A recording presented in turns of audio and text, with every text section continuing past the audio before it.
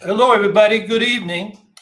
I'm here with Angela and four other folks because we're going to talk about the crisis in Haiti tonight. And we usually start these programs off with a comment on what's going on. I got a brief one.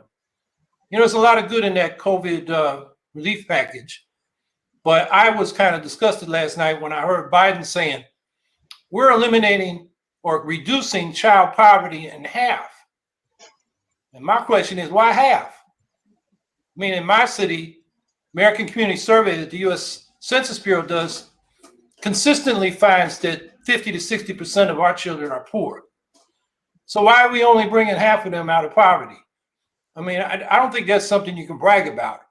That's something you can say we're only partway there. So that's my comment for tonight. So I'm going to kick it over to you, Angela. I know. I mean, why do half measures? But then again, we kind of expected that to happen with this administration. So I'm not even touching that. We're going to include in the chat this fire podcast. If y'all are not following Jason Miles and Pascal Robert on This Is Revolution podcast, I really, really need y'all to do it. I mean, consistently fire. And their newest episode, I want to say uploaded a couple days ago, and it is with Andres Malm, who is Swedish, an eco-Leninist, which I was jumping for joy in my truck. And he's coming out with a book, or just came out, Corona, Climate, and Chronic Emergency, War Communism for the 21st Century.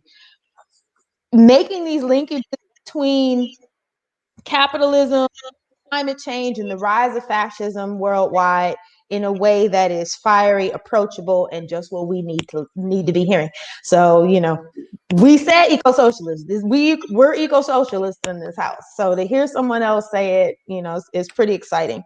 And also, just give y'all a heads up, we are doing Women's History Month programming. I am at some point this week going to make a trigger warning for next week because, it's a very sensitive topic. We might have family that are going to need to sit that one out. So I will let y'all know. Yeah. And so without any further ado, I get the honor of introducing y'all to the amazing people that are joining us tonight. And of course, y'all know Dr. Margaret Flowers, our family, who is the director of Popular Resistance. And Popular Resistance is a convener with the Black Alliance for Peace, of which I am a member, of the UN Out of Haiti group. And Netfa Freeman, who I had the honor of being on his podcast, is on the coordinating committee of the Black Alliance for Peace and is an organizer in Pan-African Community Action, PACA, which is a member organization of Black Alliance for Peace. And he is also co-host and producer of the WPFW radio show and podcast Voices with Vision, and a good friend of my friend Alicia Skeeter, my homie. Tom is socialist, Lord. Tom is an organizer. Well, you are a socialist. I mean, yeah. Another one of our family members, organizer with the Green Socialist Organizing Project, co-chair of the Green Party of New Jersey, and served as a development officer with the Development Office of the Episcopal Church in Haiti from 1985 to 1987. And last, we've got Danny Shaw, who teaches Latin American and Caribbean Studies at the City University of New York and is a senior research fellow at the Council on Hemispheric Affairs and just returned from Haiti. So I am giving the floor to y'all. Honored that you're here with us. Great. Thank you so much, Howie and Angela. And I was chosen to start out, so I'll give a little bit of an overview of the U.S. UN Out of Haiti group. This is a kind of an informal group that's come together because of the crisis that's going on in Haiti right now. And in the weeks leading up to the time when Jovenel Moise, who served as the president, his term ended on February 7th, and in months prior to that, and actually throughout his whole term, there has been pushback because Jovenel Moise was put into power as the president of Haiti, not through a very democratic process, but through U.S. intervention and force, as was the case for the president before that, Michel Martelly. And so his term ended on February 7th. there was, broad agreement by the legal community in Haiti that that was what the Constitution says. He refused to leave office. There was a lot of protests going on prior to that, calling for him to leave when his term ended, and he stayed and has responded to the protests with severe state repression from police, military, and gangs that actually work with the government. And so, as I'm sure Danny will describe to you from his recent trip there, it's a very repressive environment that the United States is backing. The Biden administration's State Department put out a statement of support for Jovenel Moise staying in office. So this is really, so hypocritical that the Democrats have been all up in arms about the fact that Trump was saying that he wasn't going to leave office when his term ended, but yet here they're openly supporting someone who's refusing to leave office and is also repressing people who are calling that out. And part of the big reason why the U.S. is supporting him is that the United States, what's called the core group, which are Western imperialist nations and institutions. It's the United States, Canada, Brazil, Spain, France, the European Union, the Organization of American States, which is really a US-dominated institution, are all helping to write a new constitution for Haiti that will take power away from the people and give more power to the presidency. And Jovenel Moise is ruling by decree right now. He refused to hold elections for the parliament and has dismissed most of the legislators when their terms ended. And so he's basically the sole ruling ruler of Haiti right now. So folks were calling out to us, about what was going on from Haiti, and Ajamu Baraka through Black Alliance for Peace and Popular Resistance thought, well, we need to get as many organizations as we can in the U.S. coordinating our efforts, because so many of us, of course, would be working on this issue, but we felt like it would be much stronger if we had a coordinated effort. So we've been meeting pretty regularly. We did a sign-on letter that had now over 1,000 signatures on that, calling for the U.S. to stop interfering in Haiti. And there have been mass protests going on down there, especially on Sundays. Huge protests going on. And there have been some protests here, but we're calling for a weekend of action, March 27th to the 29th. March 29th is the anniversary of the 1987 Haitian Constitution, written after the overthrow of Jean-Claude Duvalier, or Baby Doc. And so that seems like a fitting anniversary. And so we're encouraging people to organize a protest or join a protest in your community. This is just getting off the ground, so people are putting together logistics, and we hope to be able to report a number of cities very soon. But if you want to get more information about that, I'll put it in the chat, but basically there's a short link. It's B as in boy, IT.ly/Haiti with a capital H, MAR with a capital M, 27-29. So it's bit.ly/Haiti, MAR 27-29. And you can get more information and submit an action and find out where to find an action there. So I'll stop there. And I know everyone on this call has a lot to say, and I look forward to the discussion afterwards. Thank you. Thank you, Dr. Flowers. So it's me next. Okay. Thank you for inviting me. Welcome to everybody who's watching the broadcast this evening. My name is Netfa Freeman. I'm with the Black Alliance for Peace. So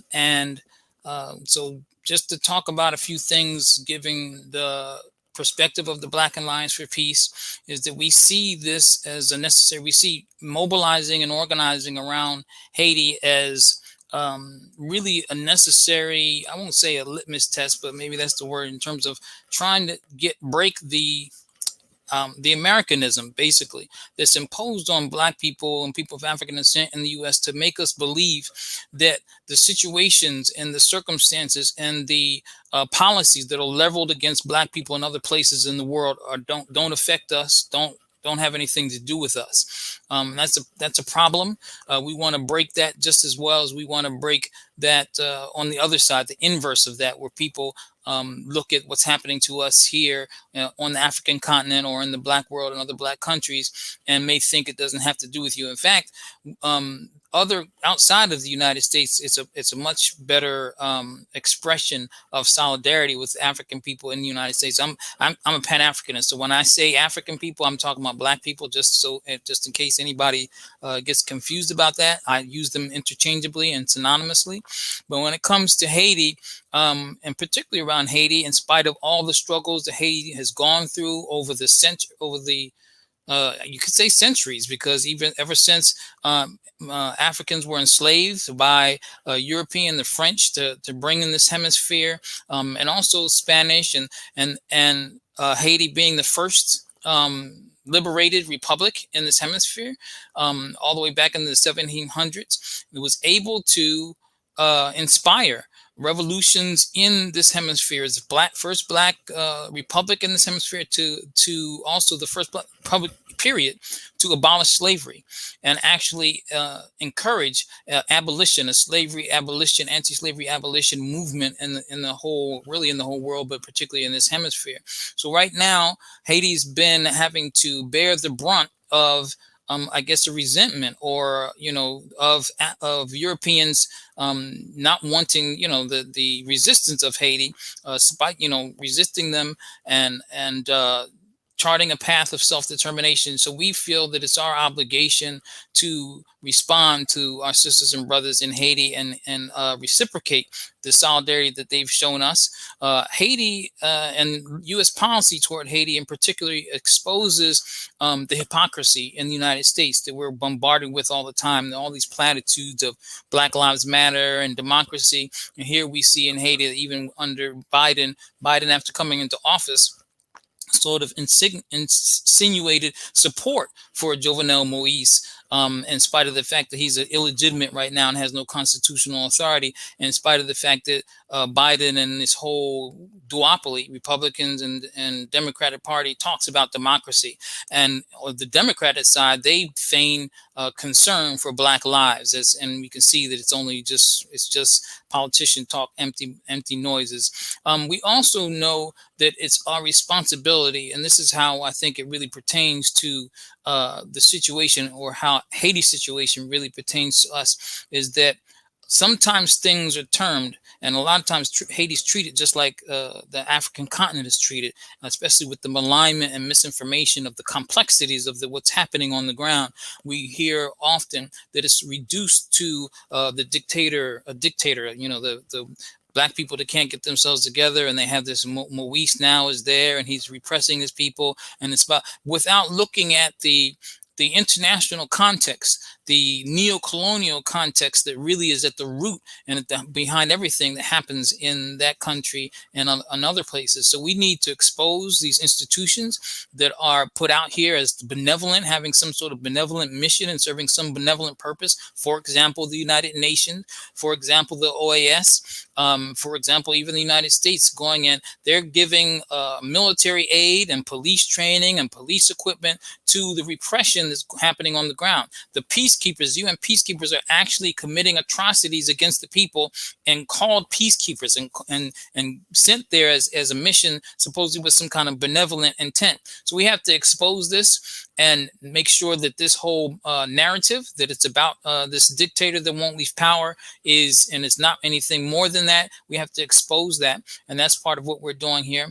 So Haiti is under occupation. It should be seen as something that's under occupation. It's directly under occupation, just like we would see Palestine or any place else, and that is how we have to approach it.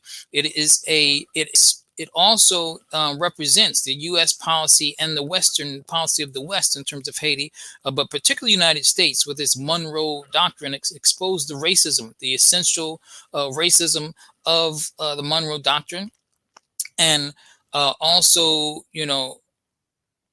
I guess, that's what I was going to say. Expose the racism on the Monroe Doctrine, and they're often treating the country like they would treat any other African peoples, even in the United States. So we have to actually look for these parallels.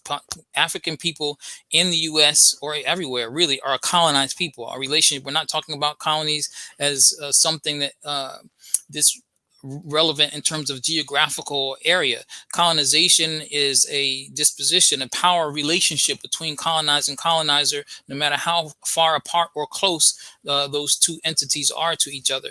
And so in the United States, we face the same police repression, and maybe it's more intensified in Haiti. And we should learn from the valiant resistance of the Haitian people, and also forge ties where we can actually show what's happening to our people there and to our people here. Black Alliance for Peace has amassed, and in this with amassed a number of resources that will allow us to that talk about the Haiti, a fact sheet, a statement, different things that talk about the Haitian workers in Alabama. And so we're making these connections. So if people go to blackallianceforpeace.com/Haiti, you'll see all of the resources there. We have posted some of the media interviews we've done, podcasts, articles that people have written that are part of the Haiti team that we have. And last is that on the lead up to the action that Margaret mentioned on March 28th, we're organizing something in the interim here in the Washington, D.C. area where I live. March 15th, we'll be organizing a mobilization at the OAS. The OAS doesn't get off the hook. We're going to go to the OAS just like we did the Haitian embassy about a week ago, and we want people who are in the vicinity to join us, and we'll have more information about that forthcoming. Thank you. Thanks, Netfa. I really always appreciate your incredible insight. I'm approaching this a little bit differently in that I first went to Haiti in 1985, really as a political ingenue. I just had the opportunity to go, and fortunately, I found a place working for Father Yvon Francois in the development office, who I cut my teeth on development as true development for the people, against the NGO industrial complex, anti-imperialist. So I did have the opportunity to really learn, because I was a blank slate, very much a blank slate.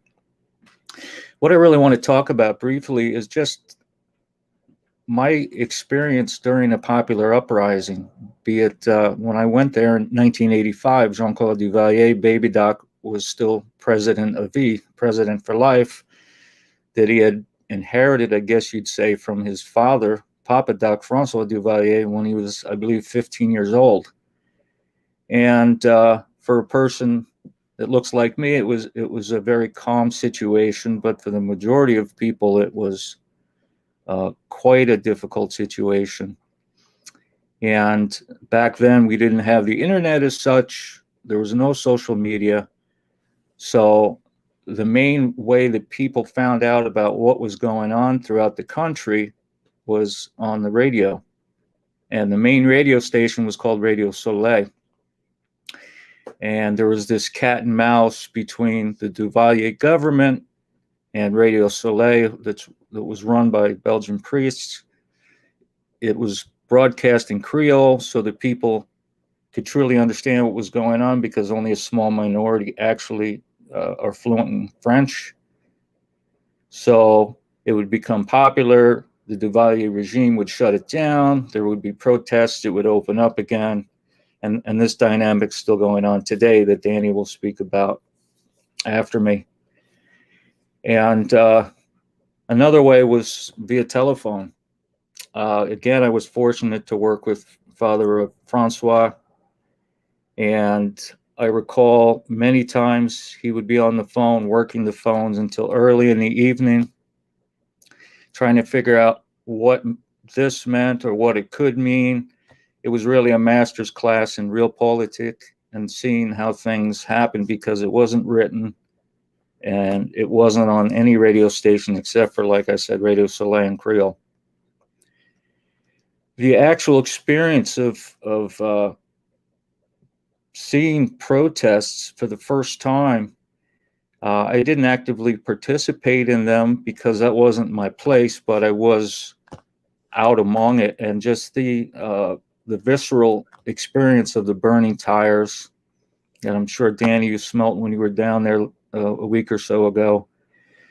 The people marching, chanting, singing, hundreds of thousands of people, things that we just don't see here.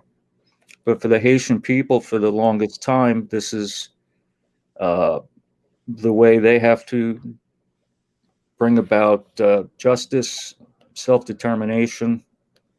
And as Netfa said, it's not always just the leader, but it's the neoliberal imperialist mode that the dictator is also a puppet in.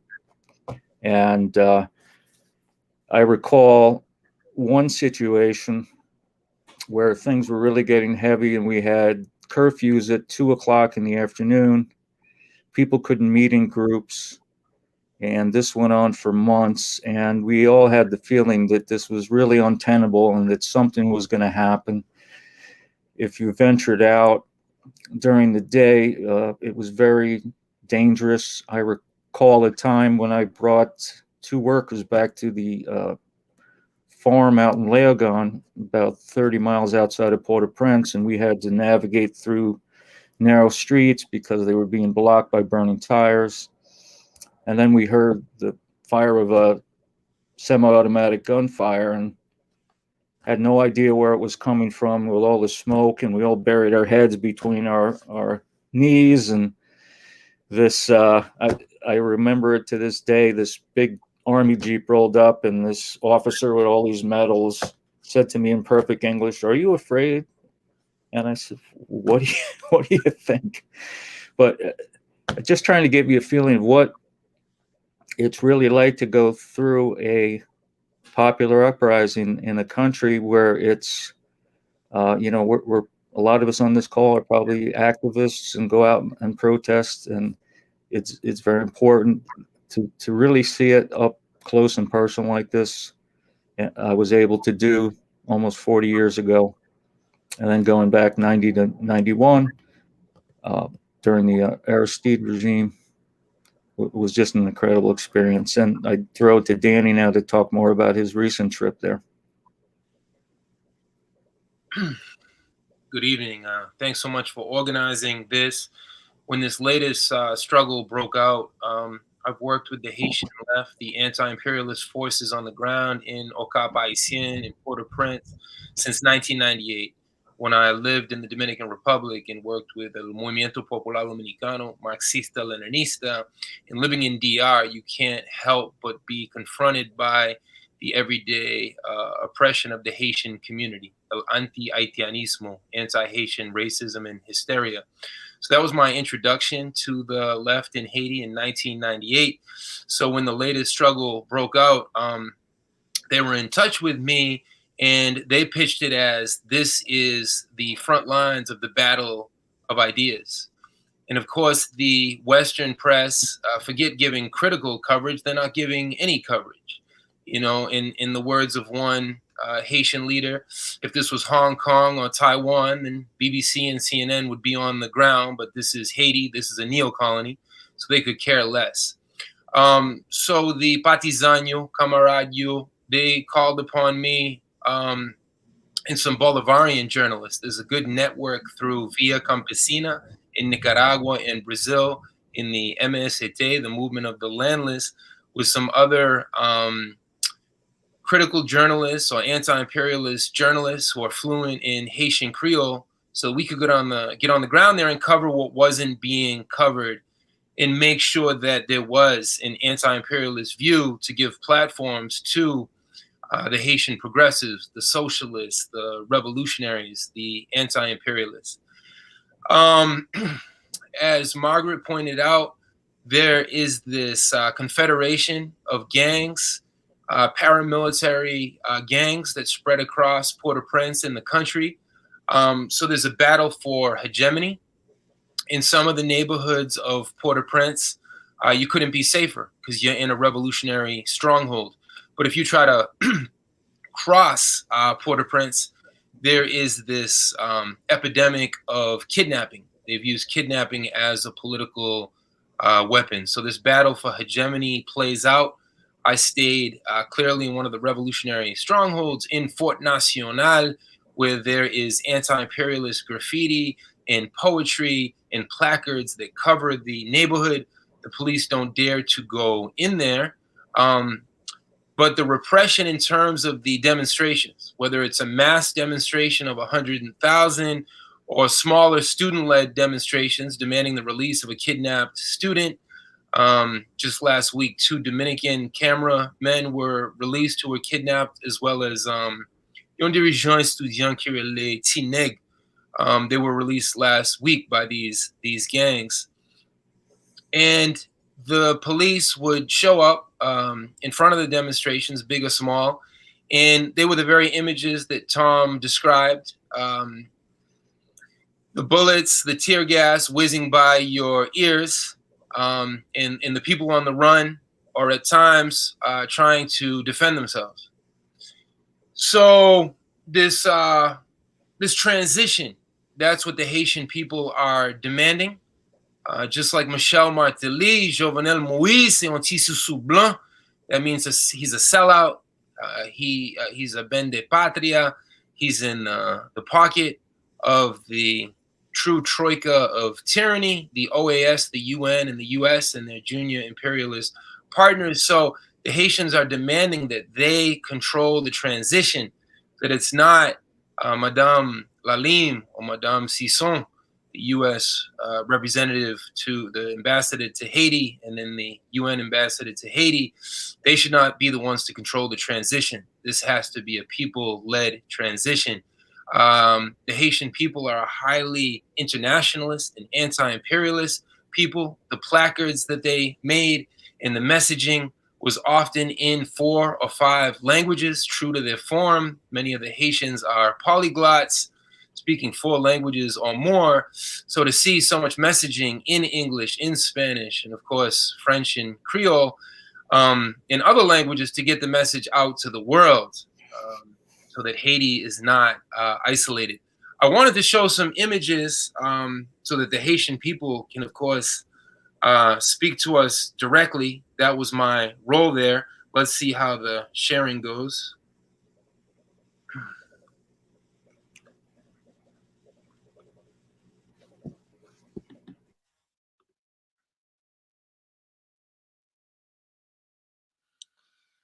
Can you see the image at least? The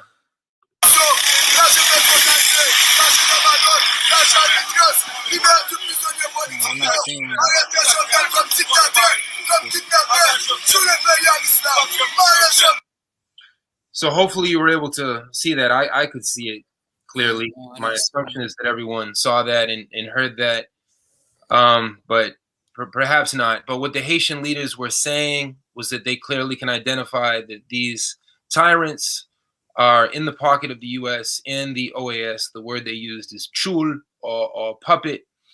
And right after that scene, that was Sunday, the leader there, Laporte, was actually shot by the Haitian police. So that's why I wanted to document that.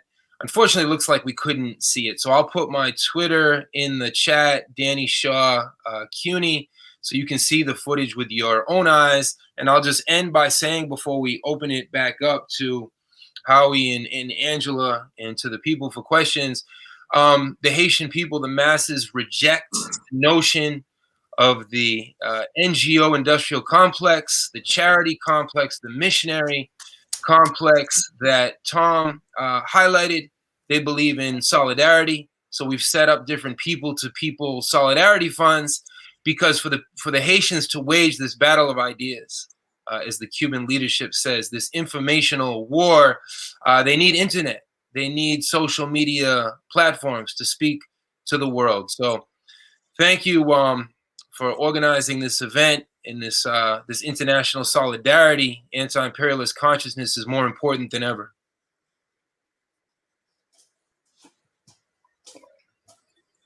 Thank you, Danny. Thank you, everybody. The thing that I really wanted to say, especially with what you just said, because that was one of the questions in the chat, from one of our Green family that wanted to know specifically. I think that was you, Diane. How do we help the Green Party in its efforts? Oh, it's Geta. Hey, baby. Howie and Angela, my only question for later would be, is there anything, and y'all can answer this, jump right in. Is there anything that the Green Party can do to help those unfairly deported to Haiti and or the Haitian people? So anybody that wants to speak on that, please do.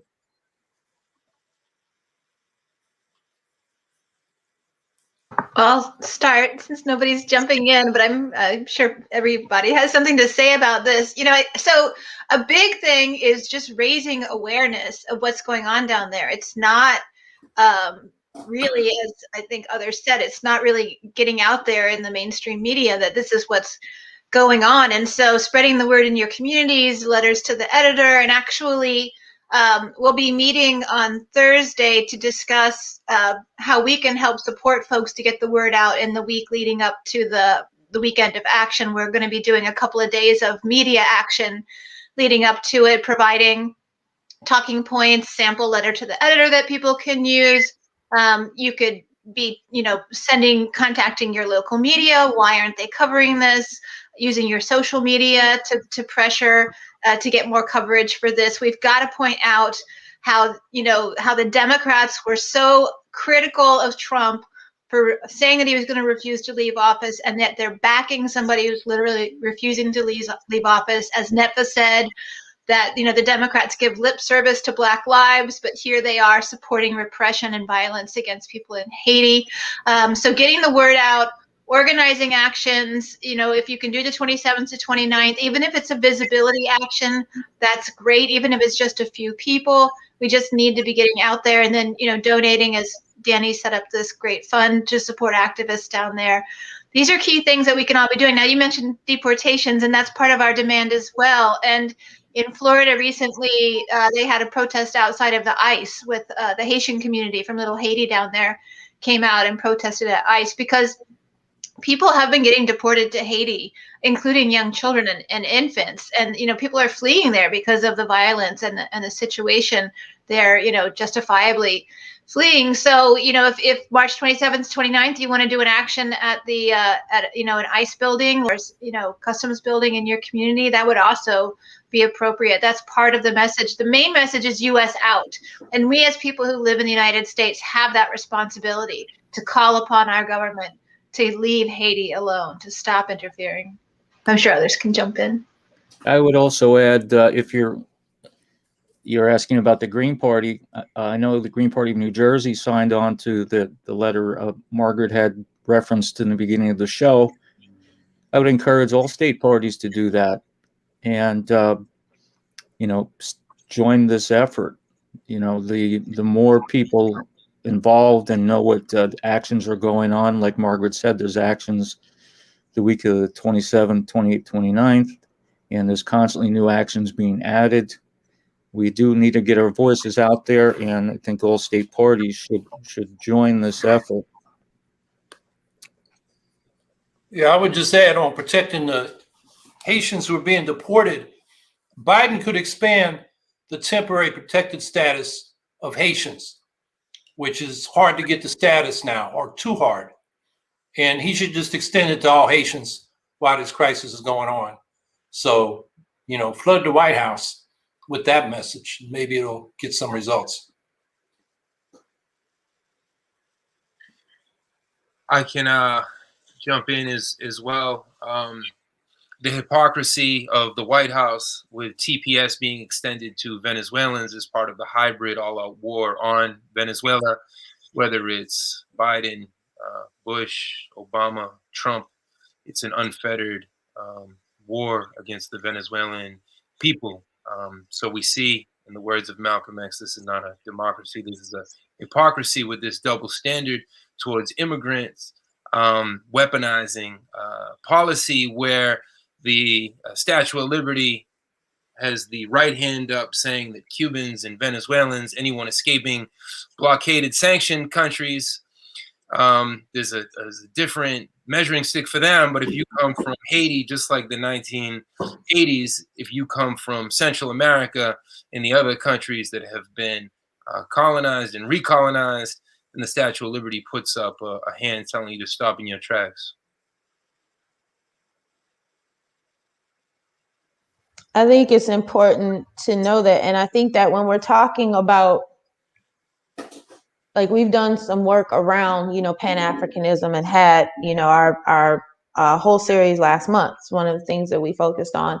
And just thinking about, for folks here who are involved in the movement for Black lives, however, that shows up. We're not just talking about the Black lives within the borders of this country. It is absolutely imperative that we are aware of what is happening because of U.S. aggression in other countries around the world that are Black and brown. And when we're talking about immigration, which the podcast episode that I gave y'all the link to at the top of the show, Jason Miles, what's up, man? They really have a wonderful discussion about that in there, about the fact that here in the United States, we have a real short historical memory, and we don't like to pay attention to the fact that these things happen because the U.S. is destabilizing people's countries and causing people to have to leave because of violence and other things that are happening. So, for our family here, just making sure that we're making those linkages, that this is our problem. Yeah. If I could also just add in terms of the internationalism and the Pan-Africanism, because especially what Angela said, I actually had the privilege, this pandemic time is fly for some reason, but it was in the end of 2019, to go to Venezuela, Caracas, for an international conference of people of African descent. Haiti people were there, people from all over Latin America and Africa. And so one thing I think that's that the system tries to do to us is to, in its isolation, is to not allow us to realize how close we actually are to building certain formidable solidarity steps outside the U.S. The people, and like Danny talked about, that was really encouraging to hear how the people are. So there's a highly politicized and revolutionary politicized sector in Haiti. There's the same place in other countries like Venezuela, Bolivia, Cuba, and that there's a large population of people of African descent, and the forces around building solidarity between indigenous people and people of African descent are real, and that we need to kind of learn off of that. We should see our denial to make denying us the ability to make these transcontinental and transnational connections as also an oppression of us. It's a slight against us to not give us the privilege to make connections with our sisters and brothers. I'm primarily focusing or targeting my remarks to people of African descent who might be on this call right now, that the system of white supremacist, capitalist, patriarchal domination intentionally wants to make us to believe that we share mostly, our interests are shared mostly by the dominant paradigm that they have created, and make us think that we don't have as much in common with or interest with other people who may be of African descent. And also we have to put class in it too, and that's very important that we put class in there, that we're talking about working class folks, and then that's and so we have more in common with working class folks in other countries, and particularly non-white working class folks, than we do with America. And so, within this Americanism, I've referred to it as Americanism. And but anyway, I think that part of isolating us from making these connections is also an attempt. It's something done against us. It's an attempt to preserve the global domination, the global system.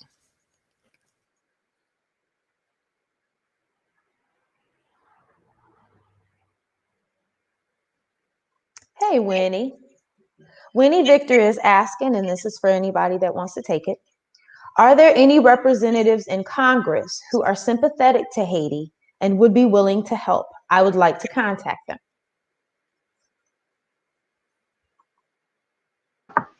I think one I know of is Yvette Clarke has spoken out on this, and maybe other folks know other members. I know there was some work to try to get, I think, Gregory Meeks to be speaking out.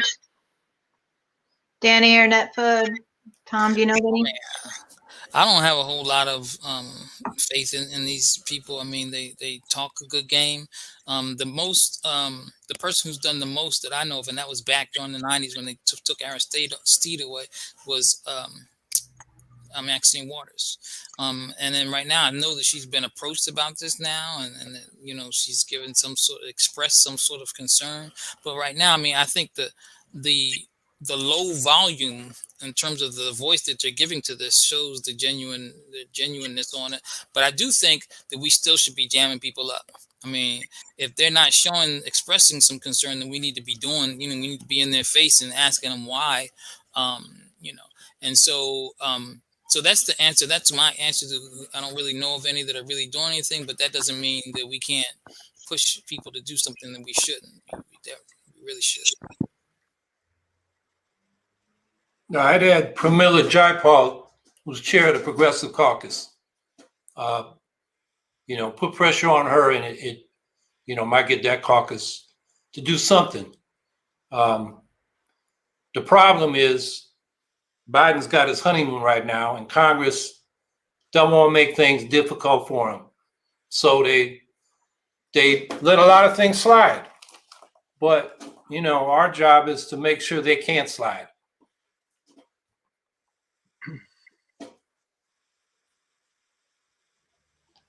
That's one of our family here. Hey, Baraka is asking us.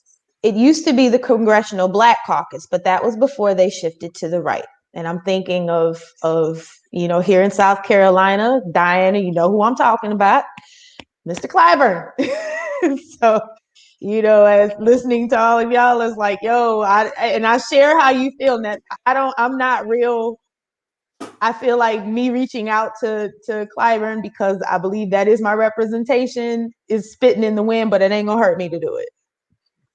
No, I don't. I definitely don't think it's. We need to be doing these things. I don't think that, you know, because even if they don't respond, the point is that when we need to be heightening the contradiction for people, and the only way we can heighten the contradiction is for them to see us, you know, in the people, you know, trying to give response and not getting it, and then taking it to the next level.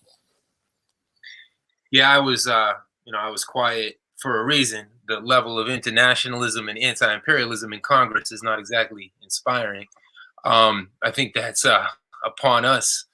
Only the people can save the people and organize the people. And it's a particularly internationalist day, as every day should be. 67 years ago today, Bobby Sands was born, one of the Irish hunger strikers, one of the leaders of the Unity for Ireland. Today would have been the 24th birthday of Elder Fernandez, our young Cape Verdean brother who was murdered outside of Fort Hood in Texas back in August. So we have a memorial tonight for Elder Fernandez. But as the Haitians have taught us now for how many centuries, this is a people's struggle. This is about internationalism and anti-imperialism. How can we organize more study groups, organize more internationalist consciousness, more demonstrations, get people out into the streets for this big weekend, the 27th, the 28th, the 29th.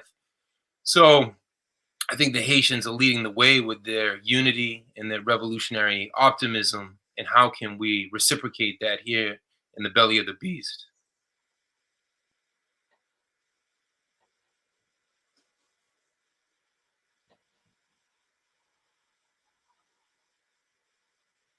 This is exactly what I was making a note of.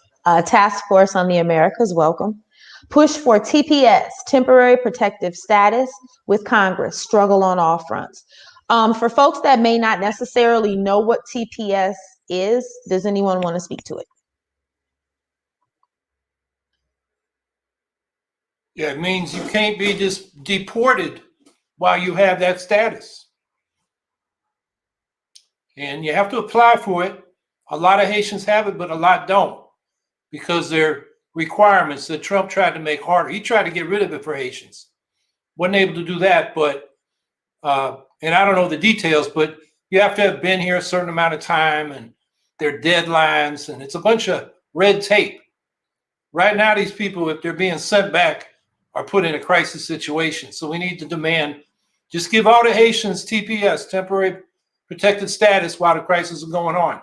Just make the demand simple and push.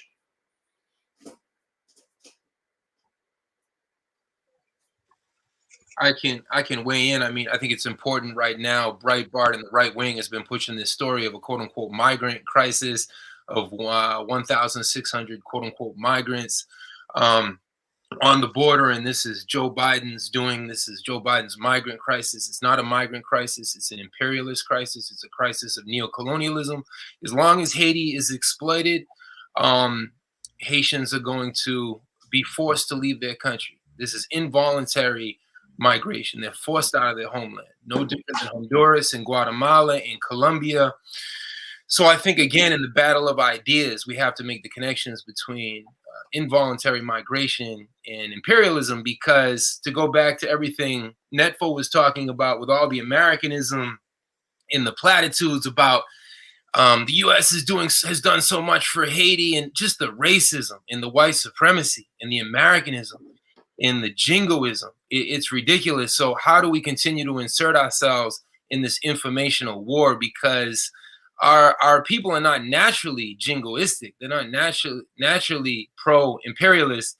So we have a lot of popular education ahead of us. And in the streets of Port-au-Prince, in the Quartier Populaire, in the everyday neighborhoods, they have these incredible poetry projects. They have their own, they say militant, that would be like comrade, ideological, political development schools.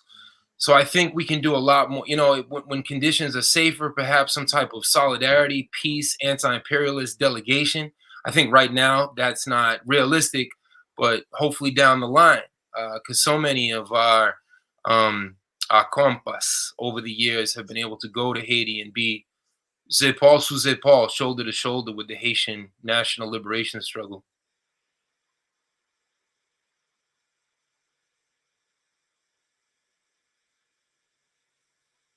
Netfa, I saw you getting you got a nudge in the private chat to jump in with what you shared with us. I'm sorry, I missed to do. Oh, to say it out loud, you mean? Oh, so that means that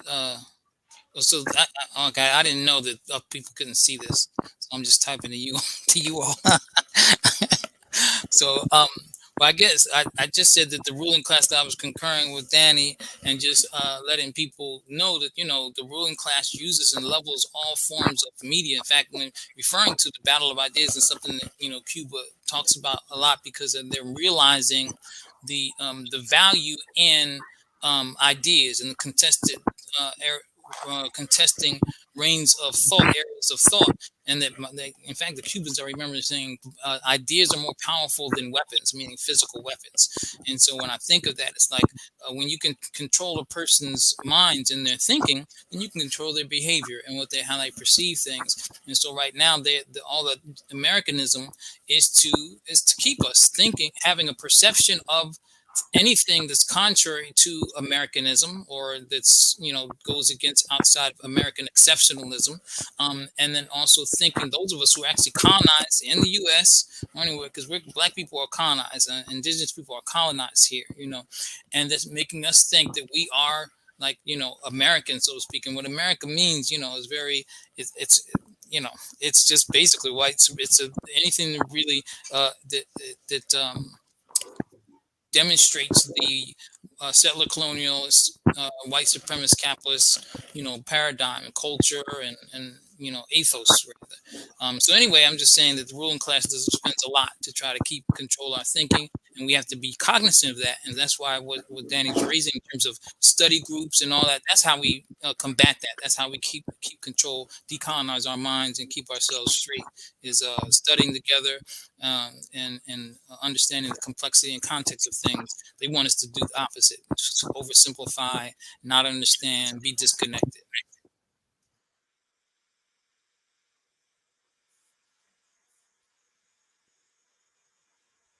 Yeah, I was noticing, to kind of add to that, Miss Leo is one of our regular Green Fam.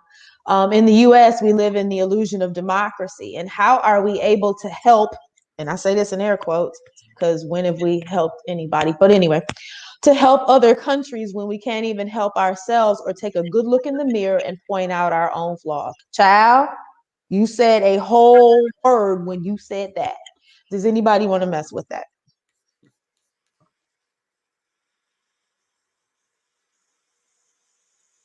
Or take the question? That's what I meant.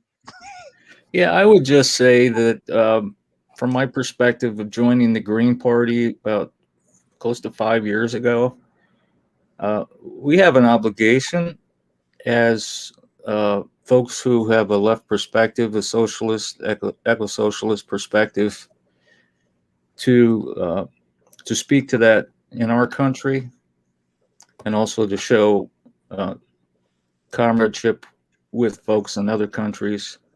So yeah, we know we have a lot of issues here. Absolutely, they're the same issues. But as other speakers have referenced, we have to recognize we have solidarity with other countries, and we have more in common with a lot of these countries. I see that in not only Haiti, Venezuela, Nicaragua, Palestine, and you go down the line, people struggling for their freedom. And it's very similar to our struggle as a minority leftist perspective in the United States. And I think we're just, it's just an obligation. And yeah. If I could jump in, my partner Kevin Zeese and I used to call a managed democracy or a mirage democracy. It's not an actual democracy. And, you know, we have so much to learn from other countries. I know Danny was with me in Venezuela this past December for the National Assembly elections. And previously on my trip there, I had met with the head of the National Electoral Council, which is a government body, a separate government body that's just in charge of elections in the country. And they have very low barriers to participation by political parties. And so in this National Assembly election, there were 107 political parties that participated. They have a very vibrant democracy in Venezuela in many ways.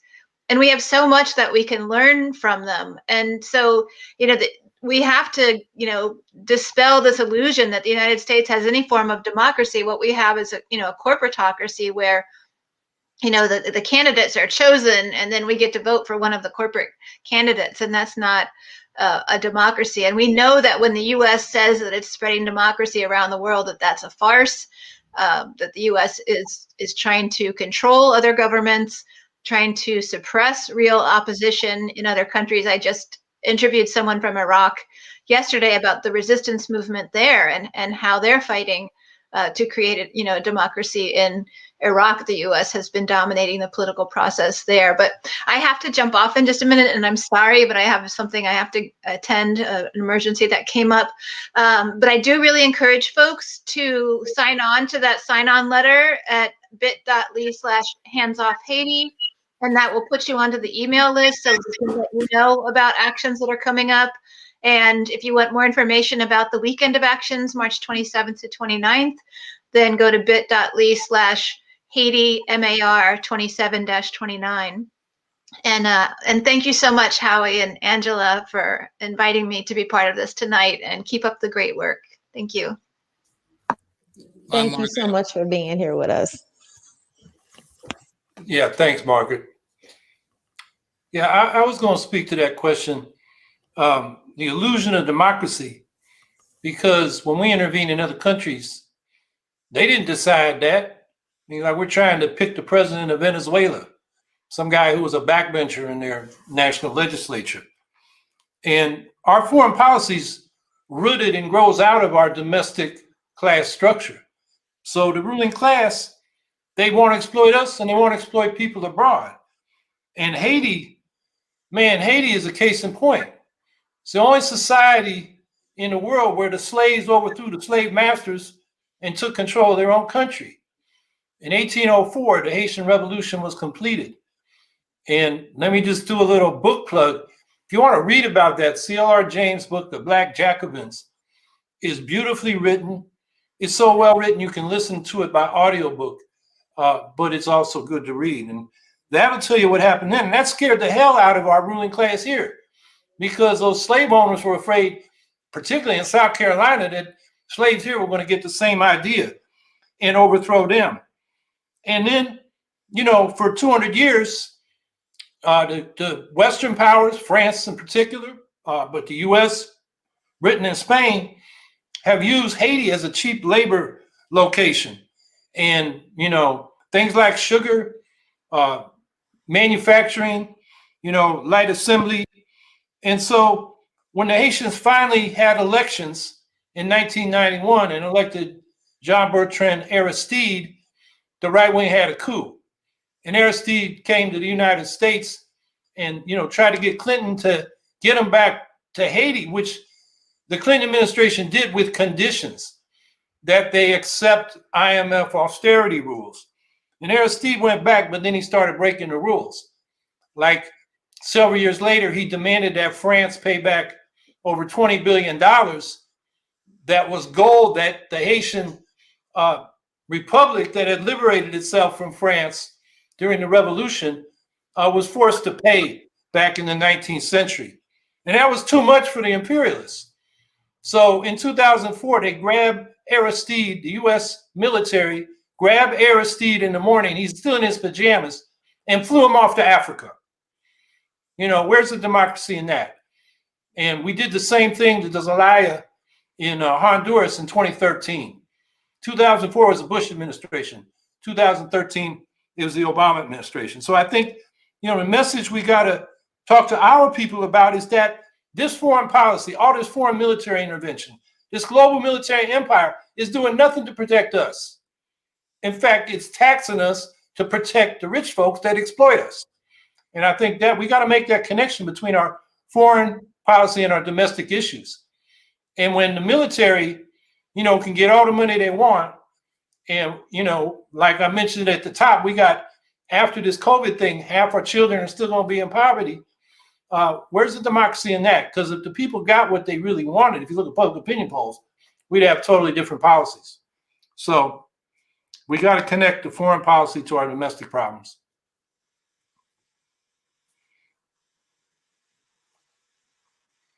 Tika Lark, hey darling, good to see you.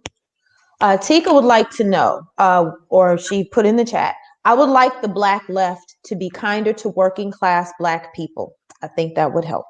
Netfa, and she goes on to say, I mean, not generalizing us so much.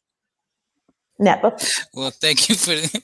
Because if we generalize it, then I think that there's a good point there in terms of how we see our organizing, and so there's class issues among us. So, and a lot of times, those who are, I guess this is what it said in terms of the Black left, those who are the activists and the activist spaces and whatnot, they tend to be the more formally educated, have a different job, and that kind of job that's not really associated with the more working class, that kind of thing. And as a result, sometimes, and a lot of times, often, too often, we put the focus on, we do the low-hanging fruit, the easy thing to do.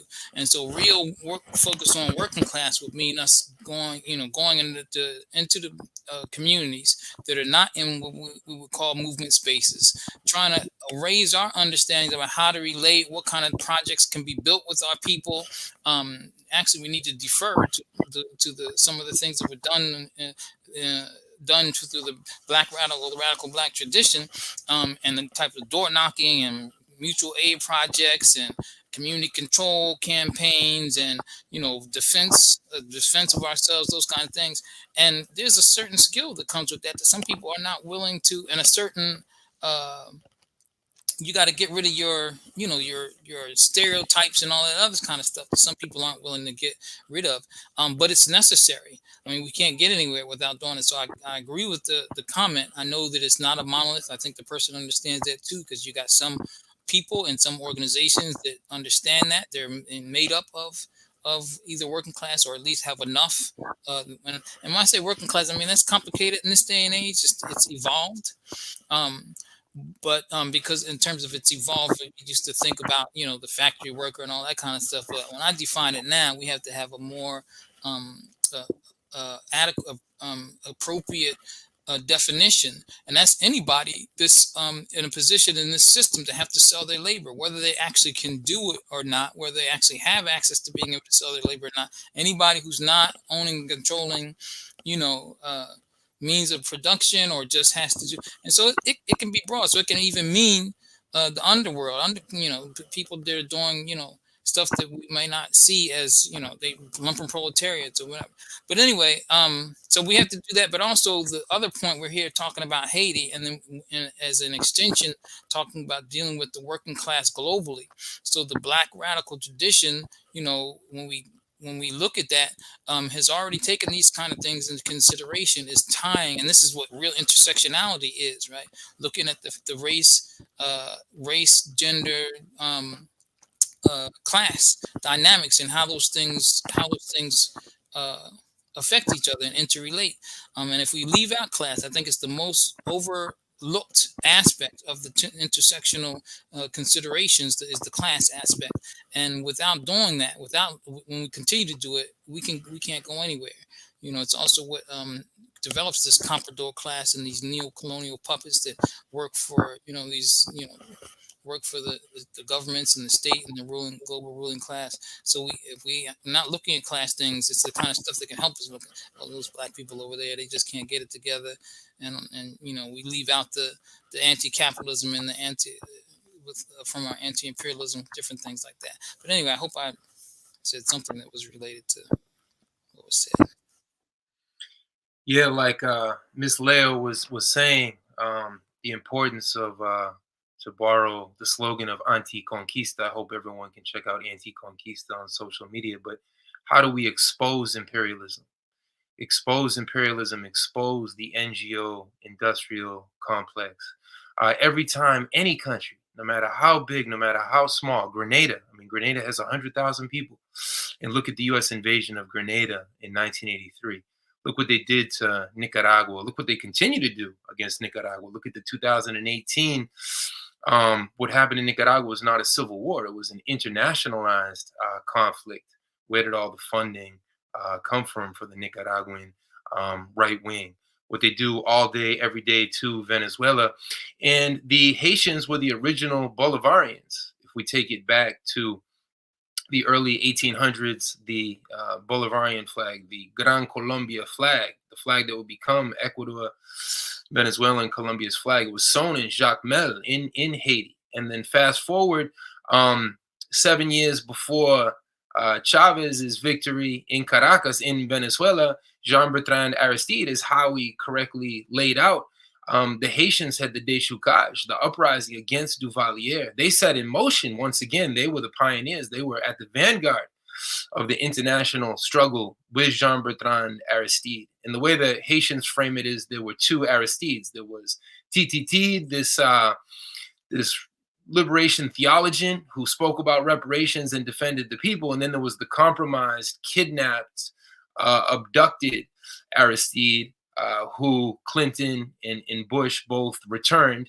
Again, showing that Democrat, Republican, it is unfettered, unwavering, all-out hybrid war against any country, no matter how big, no matter how small, who dares to defy U.S. unipolar hegemonic designs. And one metaphor that the Haitians use a lot, the Haitians are also students of Malcolm X. And when Malcolm talked about, we don't want your crumbs, we want a bakery in which to make our own bread. And that's so relevant because Haiti's never been poor. Haiti's always been oppressed and exploited. I think that's an absolutely necessary point to make, because so many of us in the United States don't understand that, you know, countries that the US has spun, you know, through their propaganda about them as these quote unquote poor countries. It's like, nah, they're not poor. You leave folks alone and let them do what they do. They got this. If we would quit meddling and you know, doing everything that we possibly can to take everything that they have, folks would be all right, and just thinking about something that I was listening today that was, the US, good God, do we have a lot to atone for. Okay, so I want y'all, because I'm not gonna keep y'all here all night. So starting with you, Netfa, because you just had your hand up. Let us have your closing thoughts, thoughts that you want to leave the people with, anything y'all want to plug, anything you got. Let us have it. Oh, well, I didn't know. Okay, well, what I was raising my hand for is, and this is a little bit, I mean, I struggle with sometimes how we identify with the oppressor, especially when we use these pronouns, inclusive pronouns like we, and but yet we're talking about the class nature of stuff. We are not occupying or leveling the policies that Haiti, but I know what you mean. But I think there's a point where we have to really try to instill the class nature and the class nature of what's going on here. We're going to have to make a delineation between us and those who are actually implementing these policies and benefiting from them. And so I think that I just think it's something that we'll have to do. But in terms of the closing remarks, I'm glad that we kind of, Haiti right now seems to be the valiance and persistence of the people seems to be getting more attention than I've ever seen it get before. And I think that's important. And then people are seeing through, it's not just get this dictator out, but it's a whole system that we're dealing with, and that we can be able to identify, and people have already done it, identify some unambiguous principles of anti-imperialism, anti-capitalism, and self-determination for Haiti, and that join us in these actions on the 28th, 29th. If you're in the DC area, we got to lead up one, and we'll also be doing something 28th, 29th. But on the 15th, we'll be at the OAS, bringing light to that. And so check out Black Alliance for Peace on blackallianceforpeace.com/Haiti, and forward ever, backward never. No compromise, no retreat.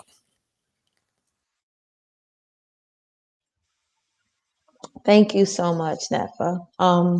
Danny. Yeah, that we thing is crazy, because I always tell my students who's we, because we're so conditioned to say that.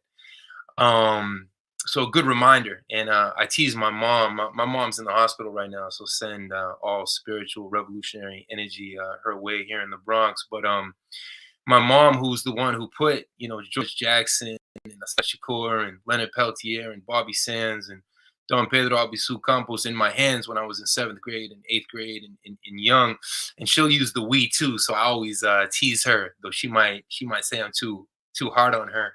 But yeah, we have this weekend of solidarity coming up, more educational opportunities. I put the people to people solidarity fundraiser there in the chat. In the Haitians, where we're building up the social media for the Battle of Ideas as much as we can. So yeah, to end with another anti-imperialist slogan, the Venezuelans always say, leales siempre, traidores nunca venceremos, always faithful to the struggle, never sell out, we shall overcome. Thank you so much. And, like I put in the chat, and I know that I'm echoing what a whole lot of folks in our Green family are thinking. We're sending speedy and complete, our wishes for speedy and complete healing for your mom. So that's a big thing. Tom, what you got, baby? What do I got? Angela, what you just said about people aren't poor, and Netfed said it, and others. That's probably the biggest thing that struck me going to Haiti. And I have to say I was pretty open-minded. I didn't have any preconceived notions, and what I found was just an incredible people who persevered. And I got to go throughout the country, going up in the mountains. As Danny knows, they say "De Mont Gamon." Behind every mountain is another mountain. It was just the greatest experience, and what they gave me was, damn, why can't it be like that here? You know, yeah, they didn't sugarcoat that they had problems, but people were rich, and you could grab that mango or the coffee or, you know, the wapatat or whatever. So that's what really stuck with me, and I think that's part of that solidarity with other countries, that we can't perceive it through our capitalist imperialist viewfinder. That's not the way other countries see things, and Haiti can teach us a lot. It continues to teach me since I was 23 years old, and I think that's the message that I continue to take away from Haiti. We appreciate you, Tom. All right, Howie, wrap it on up.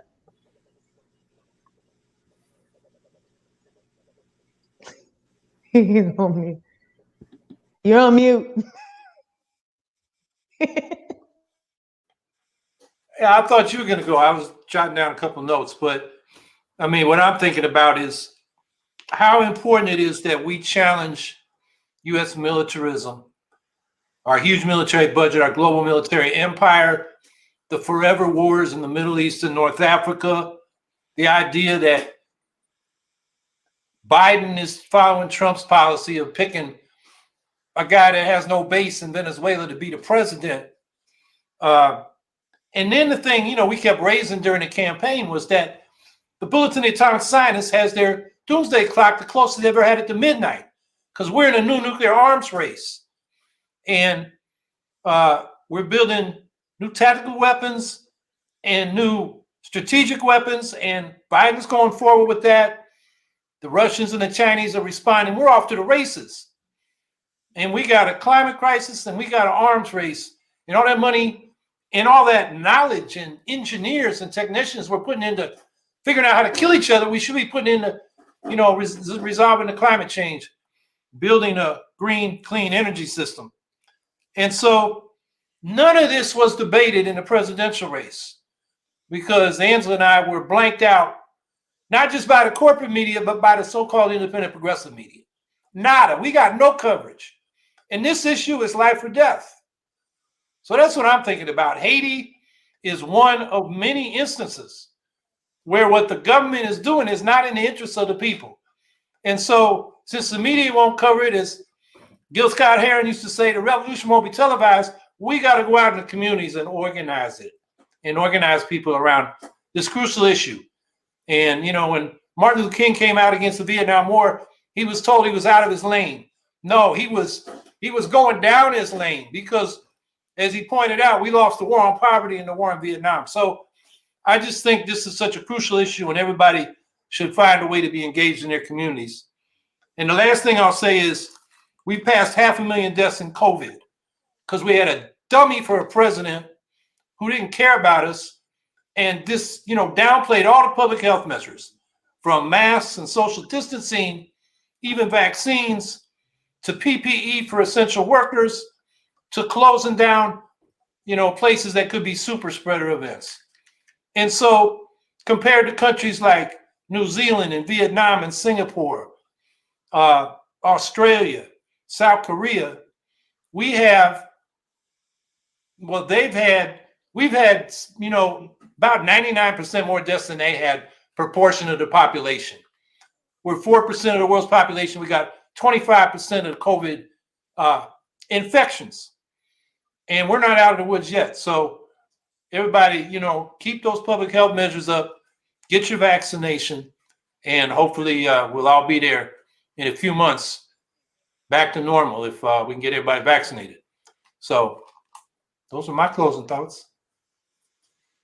No, we'll make it short and sweet. I can't thank our guests enough for joining us tonight.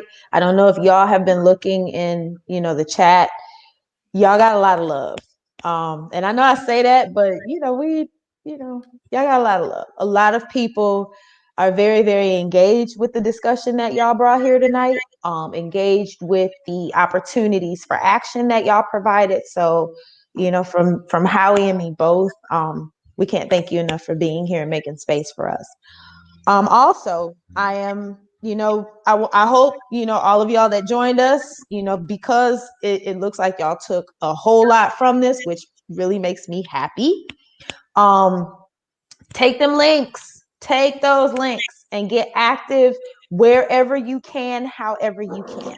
Even if it's just talking to people that that may not be aware of this, because I think one of the biggest things, one of the biggest crimes of this idea of American nationalism is that somehow the people who are living within these borders are separate from the harm that this country causes around the world, and that we're insulated from those things, and we are not. What is happening to them is our problem, and it is something that we should be aware of and getting involved in. So that's just me on my little soapbox.